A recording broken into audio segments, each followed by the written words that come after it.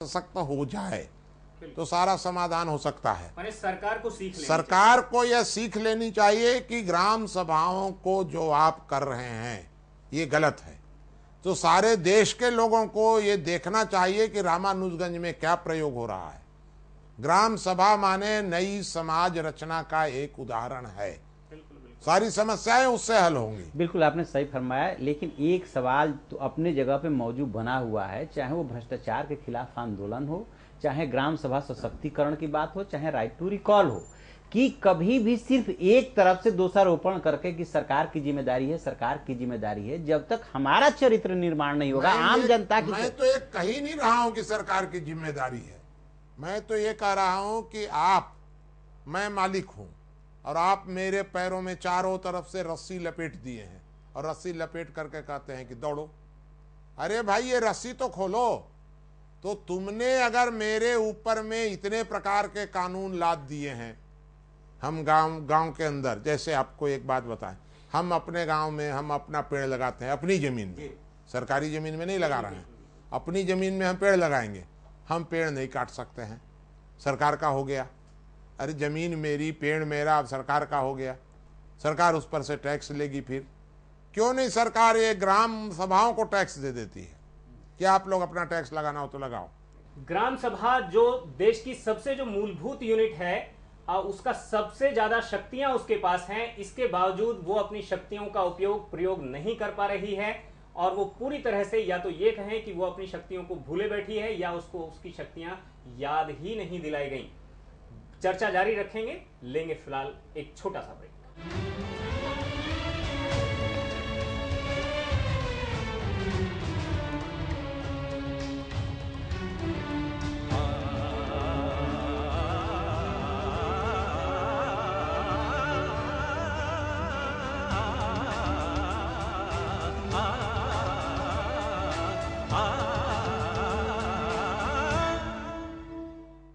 मेरी पसंद, मेरी पसंद, मेरी पसंद, मेरी पसंद, हम सबकी पसंद।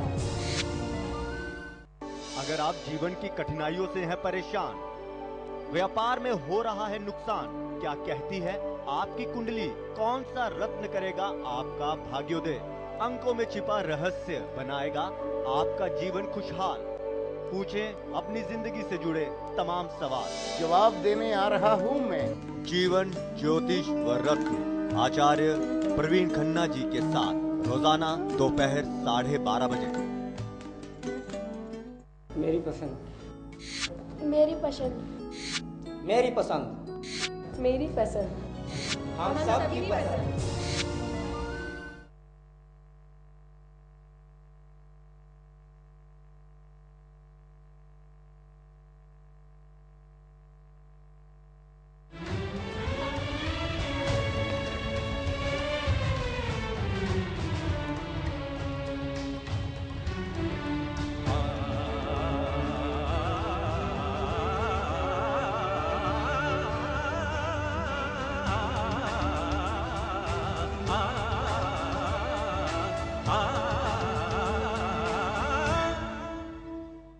ब्रेक के बाद एक बार फिर से आपका स्वागत है और हम बात कर रहे थे ग्राम सभा के सशक्तिकरण को लेकर के।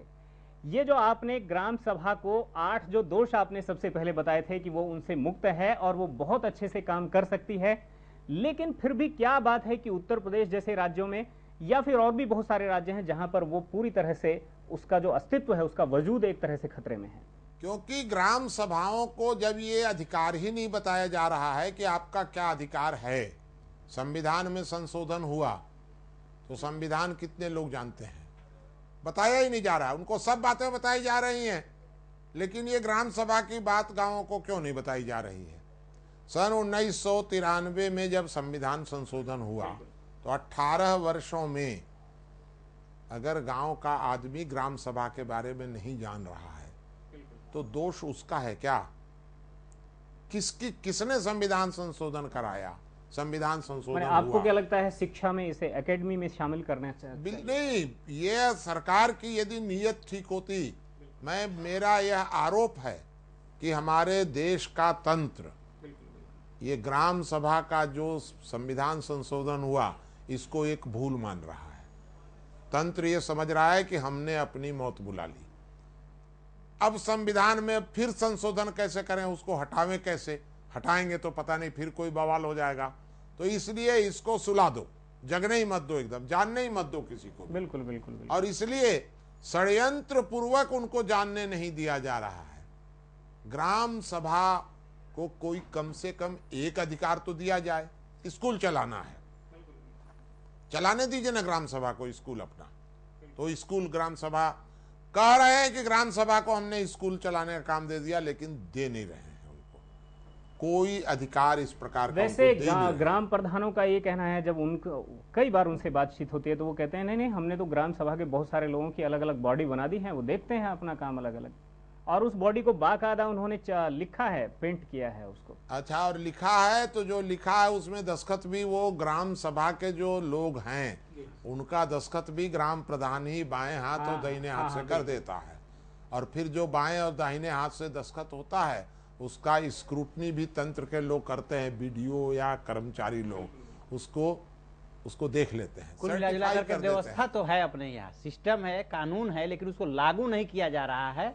आपने बहुत अच्छी एक बात छेड़ी थी कि देश जो है इस समय दो और भीषण समस्याओं से जूझ रहा है, वो है आतंकवाद और नक्सलवाद। उस क्षेत्र में आपने रोल मॉडल के रूप में एक ब्लॉक को विकसित किया, और खासतौर से छत्तीसगढ़ में एक बहुत भयंकर समस्या है नक्सलियों की।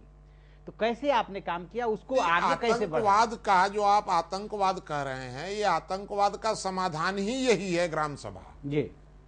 क्योंकि अगर गांव के लोगों को आपने स्कूल चलाने का अधिकार दे दिया, नक्सलवादी क्या गांव के लोगों को क्या भड़काते हैं, तो यही बात तो भड़काते हैं कि स्कूल बताओ, स्कूल भी चलाने के लिए दिल्ली और भोपाल और रायपुर से आदेश आएगा, गांव का प्राइमरी स्कूल गांव के लोग चलावें।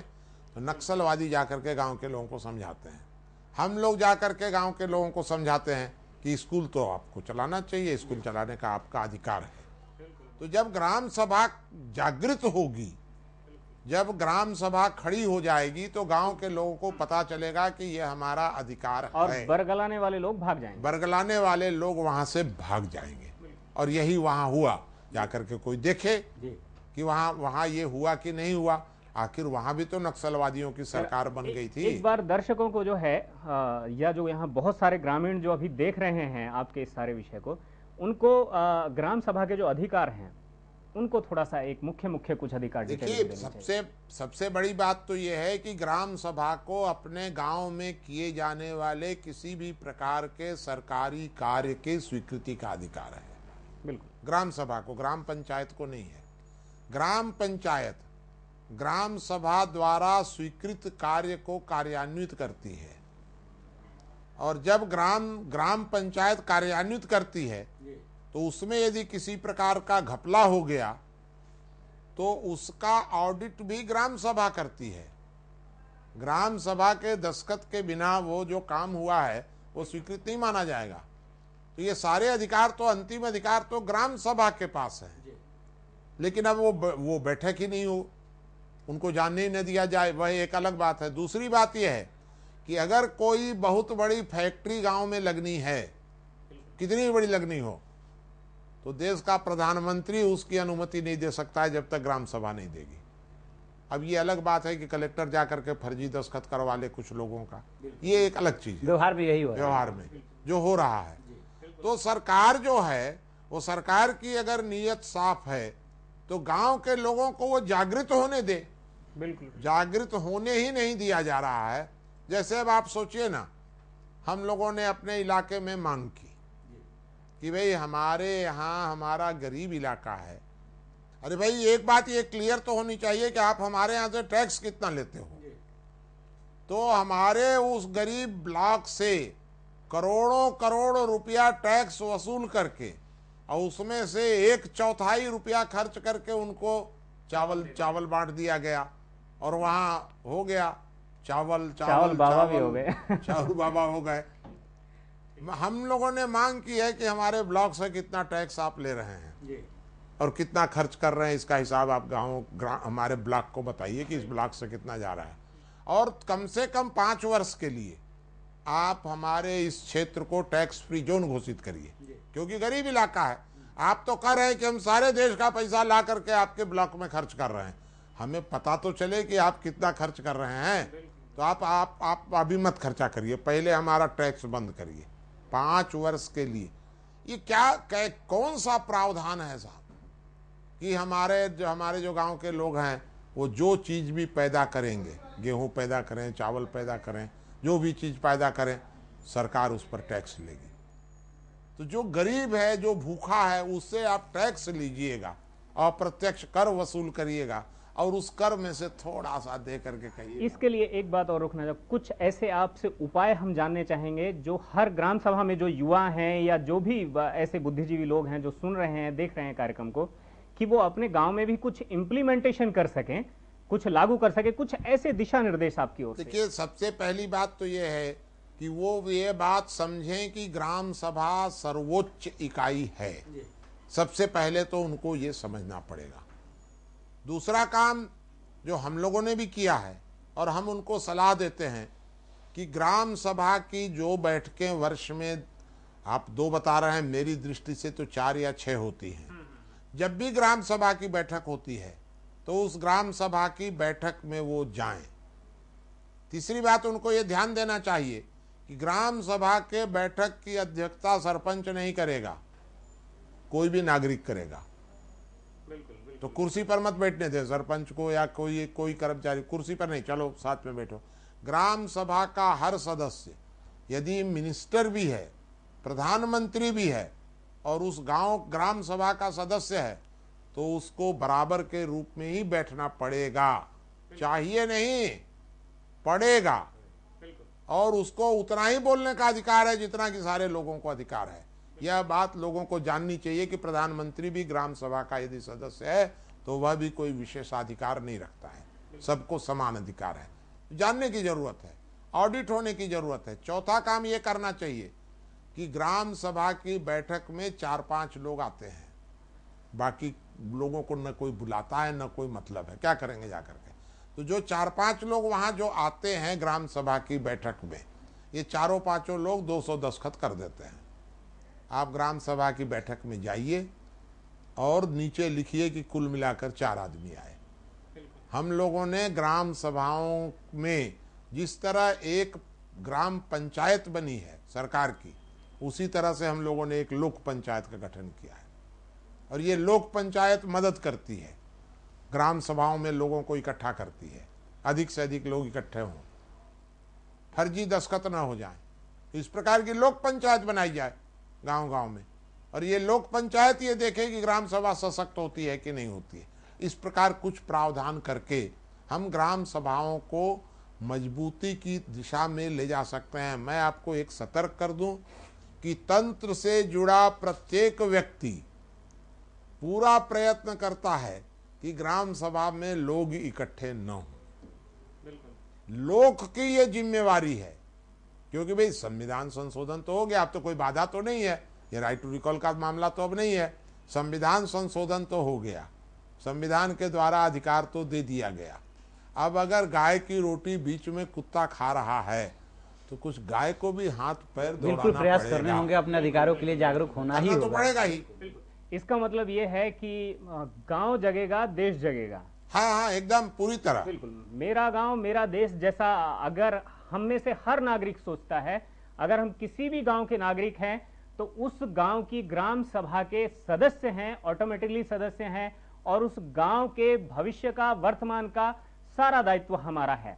हमें भी देखना होगा कि जो ग्राम पंचायत में प्रधान है, सरपंच है या वहां सचिव है, कहीं वो दोनों तीनों लोग मिलकर ही तो ये सारी की सारा जो हमारे जो अधिकार हैं उनका भी इस्तेमाल अपने दाएं और बाएं हाथ से तो नहीं कर रहे हैं।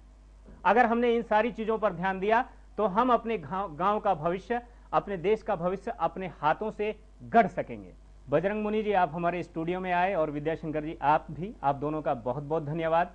अगर आप भी अपने देश और अपने गांव के भविष्य के लिए कोई सपना देखते हैं, सपना बुनते हैं, गांव की कोई तस्वीर देखते हैं और उसको आप कलरफुल करना चाहते हैं, आपके मन में भी देश के, अपने गांव के लिए कोई सुझाव है, किसी भी तरह का कोई सवाल है, तो सवाल आप बजरंग मुनि जी से सीधे पूछ सकते हैं। हमारी फोन लाइन खुली है, स्क्रीन पर लगातार ये फोन नंबर चल रहे हैं, इन पर आप अपने सुझाव और सवाल हमें भेज सकते हैं। तब तक के लिए मुझे दीजिए इजाजत, नमस्कार।